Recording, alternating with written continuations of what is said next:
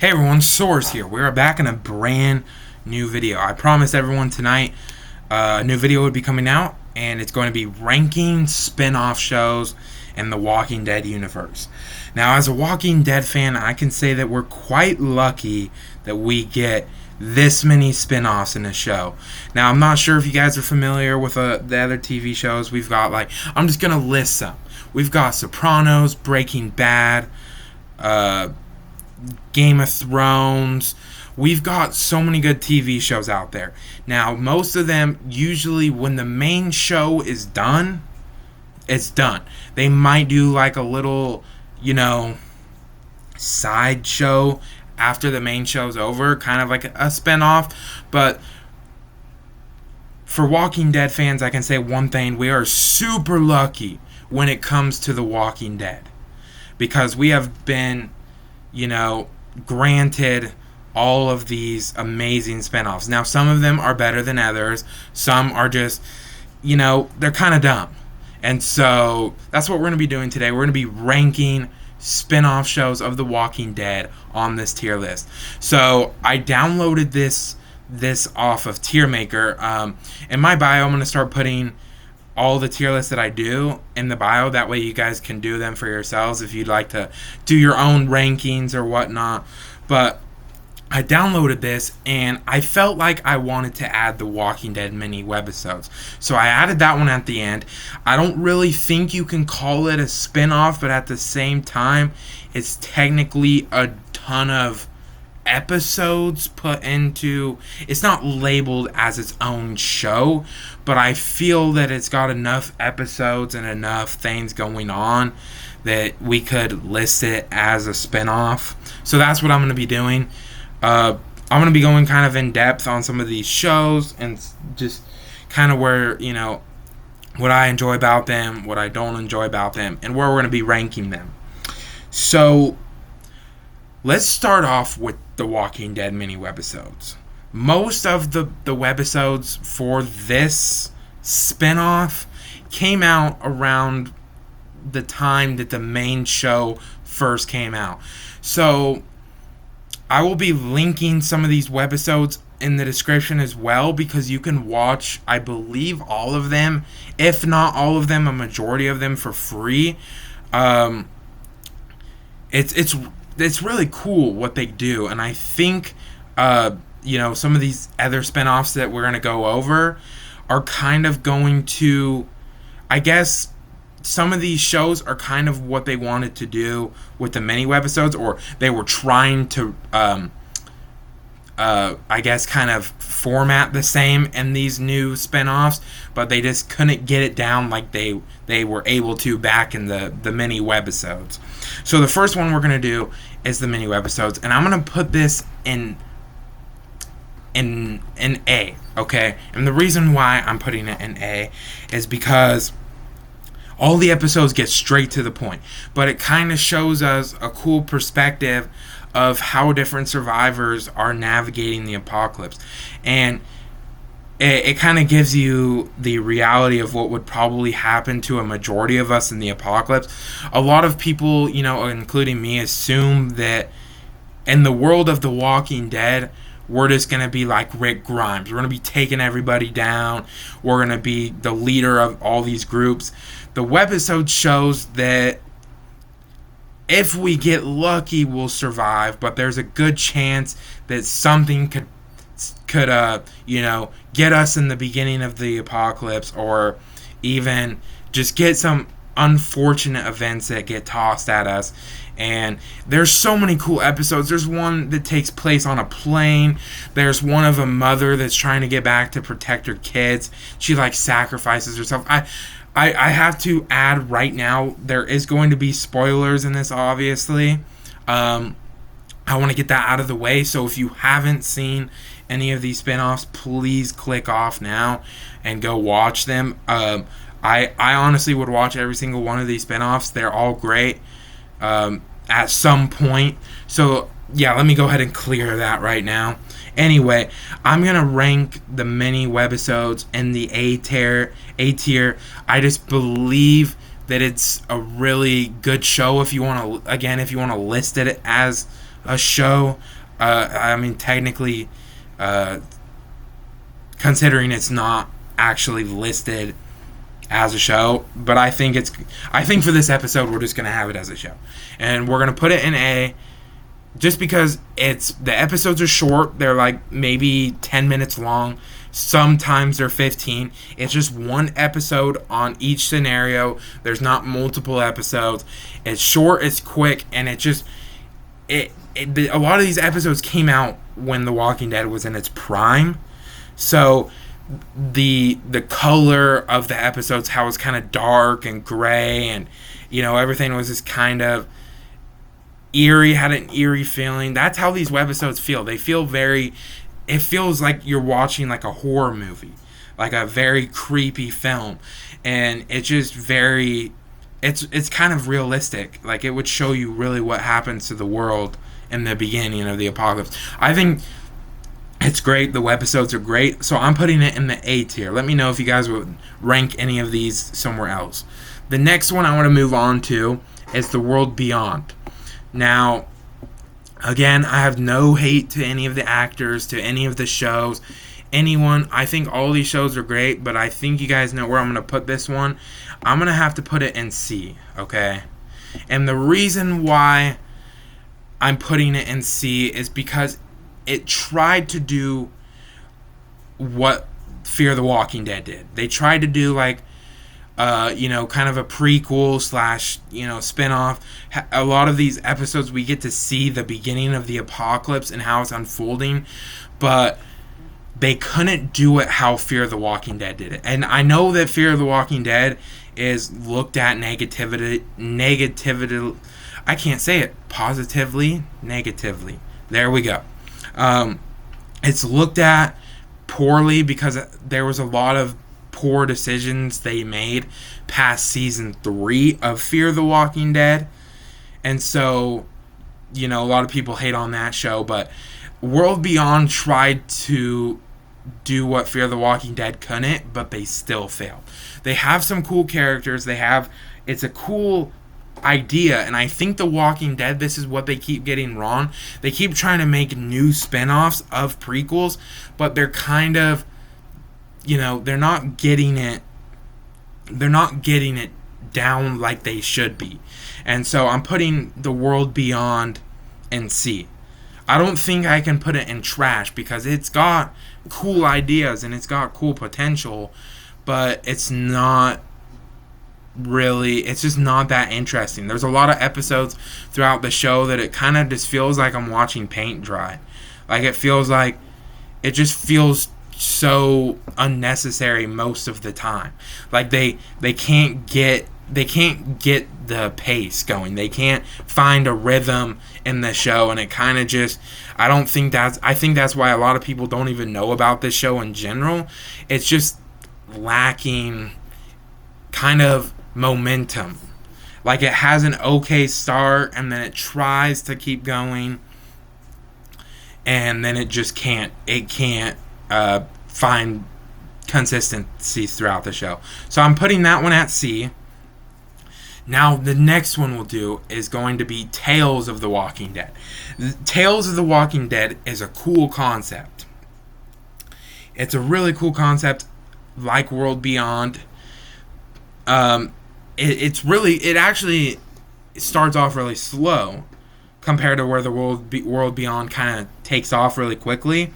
They kind of swap, though. After a while, it's kind of like the first few episodes are like, wow, this is really cool. They've got the idea down for a prequel show, kind of how they were trying to do another Fear the Walking Dead.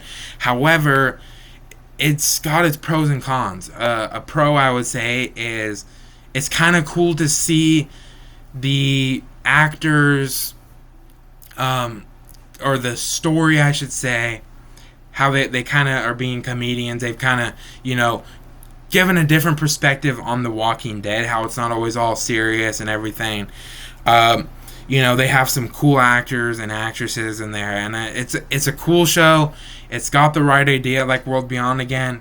But but they canceled it really early on, or they haven't made a new season. Same with World Beyond. They just kind of gave up on both those shows pretty quickly.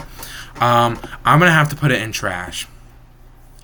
I think it's cool, and it's, like I said, it's just like the World Beyond in terms of trying to do a prequel and trying to, but every episode it kind of just feels like they're over rushing it. Kind of feels like it gets confusing at times. It's all over the place. It's really just, it's all over the place. They can't find any consistency in this show, and it's kind of it can't find its rhythm, just like World Beyond. So these are the three. I wanted to get the three smaller spinoffs out of the way first. So the next four spinoffs are all major spinoffs in the Walking Dead universe, and I'm going to go a little bit more in depth into these next four than I did the last three, kind of explaining why I put them there and whatnot. So let's start off with Fear the Walking Dead. We're going to put this in A, okay? Fear the Walking Dead. I should say Fear the Walking Dead seasons 1 through 3 are some of the best Walking Dead content we have ever gotten. It is the perfect introduction into a proper prequel series. Seasons 1 through 3 took place, or I should say season 1 took place in LA.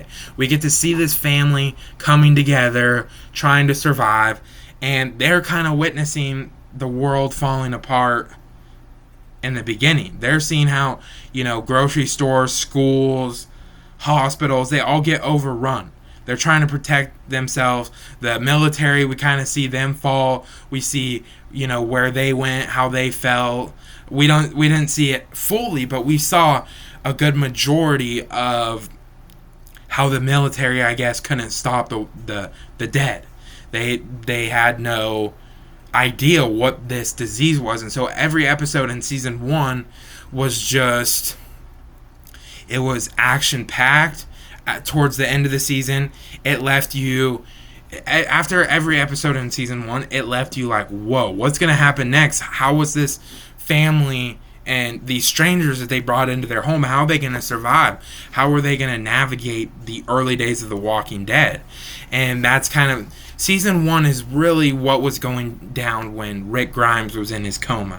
And I think if the Walking Dead universe could do more of what they did in the first season of Fear the Walking Dead, like make their own show where every season just focuses on a different group of characters in different parts of the world. We could see one season take place in Europe, one place take place in Los Angeles, one season take place in New York, Florida, Washington State, like Seattle, Korea,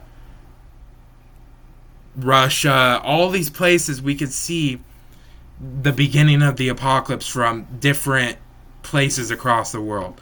And I think if they did a show like that was more serious, like Fear the Walking Dead, and not like Tales of the Walking Dead, whereas it's kind of joking around the whole time, I think that would be probably a really good idea, and I think that could bring back a lot of the fan base.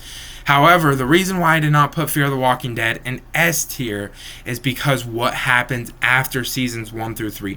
Season 1 takes place right before the apocalypse. We see the world falling apart. However, season 2 is still very similar. They're trying to escape the apocalypse, trying to get away from the virus. They're out in the ocean. They encounter multiple families that, are trying to protect themselves still. And the world is still falling apart during that point of the show. Same thing with season 3. It's still early on. It's still, the apocalypse is still forming. Now, starting by season 3, it's starting to kind of get into season 1 of the regular Walking Dead. This is around the time that Rick would start waking up from his coma. However, after season 3 is when it was just like, okay, what's going on? What is happening? It kind of just, they killed off way too many characters. And the issue is, okay, it's a zombie show. Characters are gonna die. We know this. However, I'm saying however for the 100th time. However, they killed off a lot of the better characters. They still had good characters, but they killed off a few characters, such as Cliff Curtis and the actor that played Nick. And then they also killed off Cliff Curtis' son in the show. I believe his name was Chris. Chris, yes. They killed off both of those characters, Travis and Chris and Nick, which were like some of the best characters in the show. And then the issue is, once they got rid of these characters, they didn't really know what to do without them. How could they move forward? So what ended up happening is that they brought in some new characters, and then it didn't feel like Fear the Walking Dead anymore. It didn't feel like a prequel to the apocalypse. It kind of just felt, because they did a lot of time jumps, they did a lot of skips through time. And so eventually it was basically like the same time as the regular show. So it made no point why we have two Walking Dead shows that are kind of like at the same time or the same part on the timeline. And so what ended up happening is the show lost a lot of viewers. So they brought Morgan over from the regular Walking Dead, kind of as a last hope to save the show, give the show kind of more meaning. And Morgan was really good, but that's all that they could really, hold on to was Morgan, Madison, and Alicia's point of view. They couldn't really focus on anyone else. They didn't know how to develop any new characters. They couldn't go back in time to try to explain more. And they did have cool potential. Like, they had an episode where Morgan goes back to King County, to his old home, where he brought Rick in. And it was cool. It was a cool concept. But they just couldn't execute right, because I think the time skips and killing off all these characters that kind of held the show together is what made it go down. And so I'm going to keep it an A, just because it had its good moments, especially season 1 through 3 being like some of the best Walking Dead content we ever got. But it's not an S tier show because of what they did in those last 4 or 5 seasons. So yeah, the next one is The Ones Who Live. I'm putting this in S tier spinoff. I felt like it was a perfect reunion for Andrew Lincoln and Rick Grimes and Michonne. I felt like it was amazing. It was, it didn't really focus on the zombies very much. It was more of just character development, how Rick survived the bridge and how he recovered and how he's basically being held captive by the CRM. Obviously, it's not a perfect show. It's nothing still like the regular Walking Dead. It lacks a lot of different things, I guess you could say. It lacks a lot of explanation. That's the word I was looking for. It lacks a lot of explanation. What I mean by that is that the CRM is something that gets mentioned a lot in the regular Walking Dead show. We know so little about it. We have theories and predictions and so many other things that we need to know about the CRM. It's kind of like a mystery. And even after the spinoff, a lot of fans are wondering if a season 2 will happen, kind of like a mini season 12 in a way, and see if the CRM goes after Rick after he destroyed the, part of the, most of the CRM. If they're going to come after him, if they're going to go towards Alexandria, if they think it's still standing, or if they are going to go back to the Commonwealth.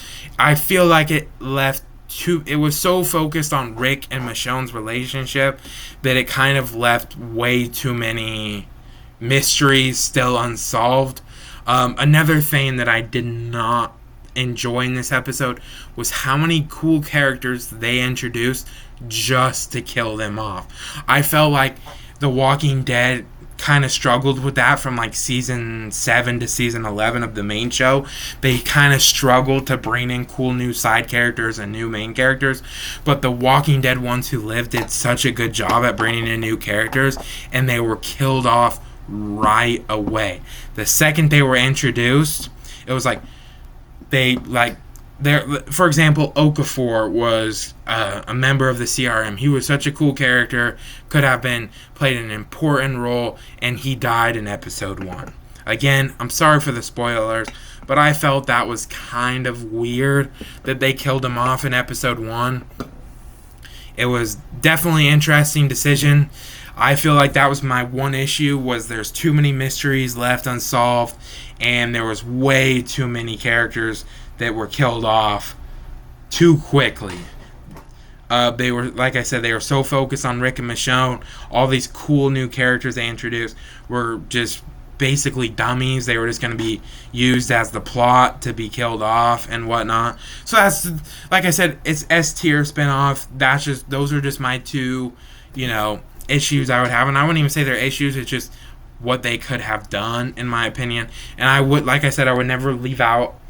I would never leave out the idea of them coming back for a season 2 or a season 12 of the main show, just because I kind of feel like all these spinoffs might be merging together to form a giant season 12 of some sort. And they have the plot, they have the characters coming in from Daryl Dixon, which we'll go over, and they're kind of, I can see it now. They're kind of forming a season 12, and I think it could be great. And that's speculation.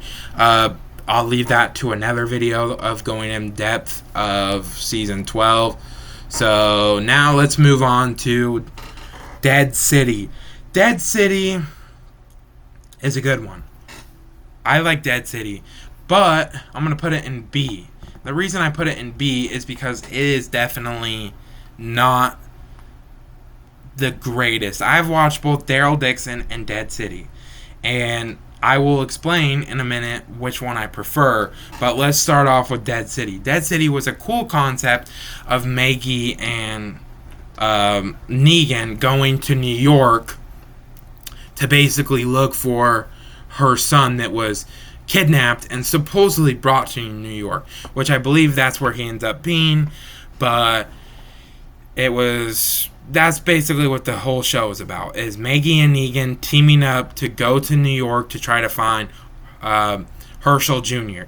And while the show has a lot of cool moments, it doesn't have, it's just lacking a lot in season 1. Now, I've seen the trailer for season 2, and it looks much better, it looks more promising. We kind of see Negan become this evil leader again in the trailer, and part of the city gets power back, and they're doing cool stuff over there in New York. And it's a cool show, but there's just a lot of times where it feels very boring, it feels very slow paced, it doesn't make sense. How 1 minute Maggie's like, okay, Negan, I understand, you're sorry, we can work together, and then 5 minutes later she's like, I forgot that I said we were going to be friends, so now I'm going to try to kill you for the 10th time for killing Glenn. And so I feel like that's one thing the show is just, they can't seem to figure out. 1 minute they want Maggie to kill Negan, and then the next they're like, oh, it's all fine, they're good again, they're friends, or not friends, but they're allies, and they're working together. And so I hope season 2 kind of fixes that. Another thing is the lack of side characters. The side characters and the new characters are not as good as Daryl Dixon or the ones who live. They're definitely more, what's the word I'm looking for? They're not as memorable as the other two shows. So that's why I put it in B. It's not as good as The Ones Who Live or Fear the Walking Dead. It's still a good spin-off. It's still, you can tell they put a lot of time and work into it, and a lot of money especially. You can tell that the production is really good and whatnot. But there's a lot of things that they need to fix up in this show before it can be bumped up to the same level as Fear the Walking Dead. Now, for Daryl Dixon, I'm going to put this one in A. And a lot of people might be like, whoa, well, you put that above Dead City? It's all about preference. This is just what I think is, or how I think these shows should be rated. I have Daryl Dixon in the A tier. I feel like the whole Europe thing is super cool concept. And it's cool to see Daryl and Carol, some of the best Walking Dead characters, coming together. Again, spoiler warning if you haven't seen the show. I'm pretty sure in the season 2 title they kind of give away the spoilers. It's called Daryl Dixon, The Book of Carol. So, I mean, that's kind of an obvious spoiler. Anyway, season 1 was kind of, and it's kind of opposite for people. A lot of people say season 1 was super cool. I like the end of it, especially with the variant walkers. That's a cool concept that they tried exploring in Daryl Dixon. It's a cool concept with the variant walkers and how they can run and climb and jump. And it's like I said, it's a really cool concept. However, there is a few issues that Daryl Dixon has had. There's a lot of episodes where it can get boring and very slow paced, and a lot of stuff just doesn't make sense. Or if it does make sense, it kind of feels over repetitive. And I feel season 2 did a lot better. But one thing I do like about Daryl Dixon that some of these other shows haven't been able to do, they've developed a really strong cast of characters. They've got Daryl, Carol, you've got Lauren. I'm terrible at pronouncing names. I believe it's Lauren. And so it's Lauren, Daryl, Carol, Ash in season 2. And then you've got, why am I suddenly drawing a blank to some of these character names? You've got some really cool characters, though. You've got villains that have redemption arcs. There's a lot more arcs in this show. There's a lot more story. There's a lot more motive than what the Dead City has. Dead City is just, Maggie looking for her son. Yeah, that's obviously a motive, but along the way, she's arguing with Negan like he's an ex-boyfriend, and he's just trying to regain power. It's not as good as Daryl Dixon, because Daryl Dixon, they have a motive, they have things that they're trying to accomplish, and they're running into all these barriers. People are dying really quickly. There's wars going down. There's,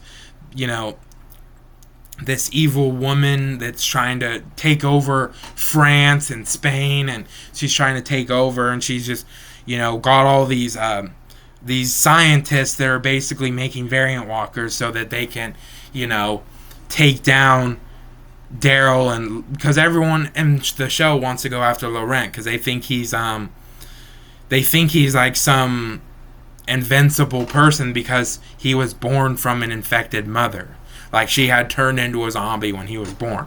And so I think this show's a lot better in terms of characters and storytelling, and it does everything better than Dead City, and that's just the truth. And I like how they're not killing off all the side characters. Like, they're actually giving them arcs, and they're surviving.